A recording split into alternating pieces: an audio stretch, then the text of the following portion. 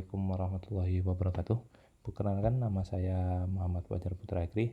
Di sini saya akan menjelaskan dari tugas UTS pada mata kuliah Machine Learning, di mana di sini kita akan menjelaskan kode program yang berkaitan dengan metode KNN. Nah, di mana untuk kasusnya di sini yaitu dari rasa jeruk seperti itu. Untuk datanya, data ujian di sini sudah ada sebanyak 120 yang terdiri dari rasa manis, asam, dan tawar. Oke, untuk langkah pertamanya di sini yang pastinya kita mengimport library dan datasetnya. Dan untuk text editor yang saya gunakan di sini menggunakan Collabs seperti itu. Nah, di sini untuk import library-nya kita menggunakan Pandas dan NumPy. Nah, terus untuk klasifikasinya juga kita menggunakan sklearn dari Nightbowl-nya. Terus untuk menghitung dari akurasinya kita menggunakan sklearn juga, dan untuk menghitung jarak dari Euclidean-nya kita menggunakan STP. Seperti itu. Setelah data dipanggil di sini, nah di sini di bagian ini,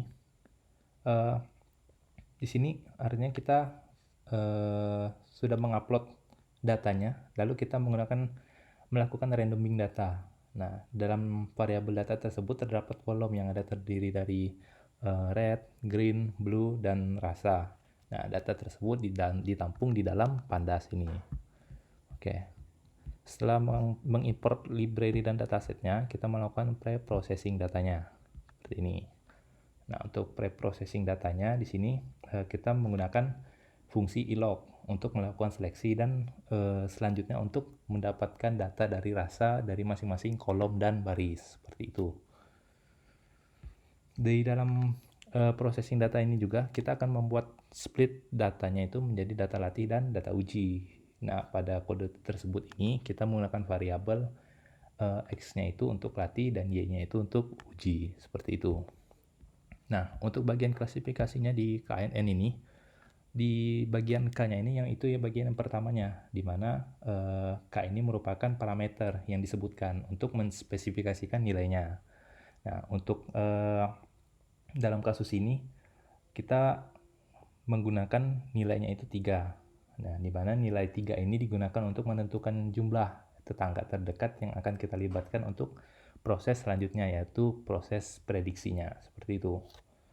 Nah, setelah kita menentukan nilai K-nya, kita akan menghitung nilai dari akurasi data Y uji dan Y predik. Nah, di mana di sini akan diberikan hasil bahwa akurasi dari data uji dan data prediksi itu nilainya 0,8. Artinya akurasinya cukup tinggi. Nah, akurasi ini bisa juga berubah karena setiap kita nge-runtime data ini selalu melakukan randoming sesuai dengan kode-kode yang sudah kita bahas tadi di bagian frag-nya itu tadi. Nah, setelah melakukan akurasi dari data, kita akan memprediksi kelas di data baru. Nah, di mana di dalam kode program ini disebutkan kalau nilai dari red itu ada 132, green itu 101, dan blue-nya itu 35. Nah, nilai-nilai ini akan diprediksi rasanya, apakah rasanya itu manis, asam, ataupun tawar. Nah, nilai-nilai itu tersebut habis itu terbentuk di dahulunya itu di dalam NumPy array seperti itu. Nah, lalu red, green, blue-nya ini dibundle dan diubah ke dalam array 2 dimensi. Nah, fungsinya itu reset seperti itu. Ini NumPy array-nya yang tadi saya bilang. Nah, terus array ini ditampung ke dalam xnew ini. Nah, ditampung ke dalam xnew. Nah, seperti itu. Nah, lalu untuk hasil prediksinya juga akan ditampung ke dalam variabel ynew. Oke. Lalu kita akan menghitung, yang terakhir, menghitung jarak Euclidean data baru dengan datasetnya. Nah, ini merupakan langkah terakhirnya untuk mengukur jarak atau kedekatan antara data baru yang diprediksi dengan sekumpulan data lain dari data set trainingnya. Nah, di akhirnya akan ditampilkan nih data sort value dari jarak yang sebanyak 5 kolom ini. Seperti itu. Nah, mungkin Itu saja yang dapat saya sampaikan untuk bagian klasifikasi dari KNN ini. Semoga penjelasan ini dapat membantu. Wassalamualaikum warahmatullahi wabarakatuh.